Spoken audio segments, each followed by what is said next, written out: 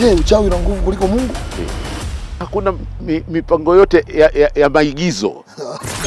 Kitu kimoja nataka uelewe, wachawi na waganga wote ni viongozi wa kiroho. Ndio.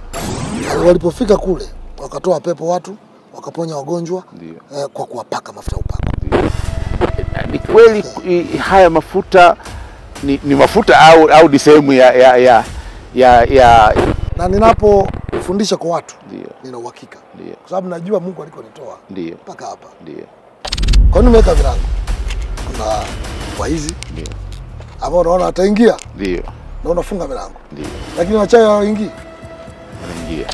Kwa nini nitengeneze? Na natafuta nini? Mtu akishuhudia. Ndio. Waende mpaka nyumbani kwao waulizie mpaka majirani.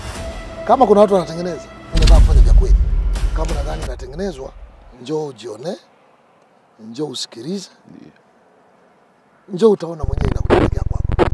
Kipindi fulani nilipokuwa Kilimanjaro, watu walipopata shida ya kuanguka kwenye mkutano. Ndio.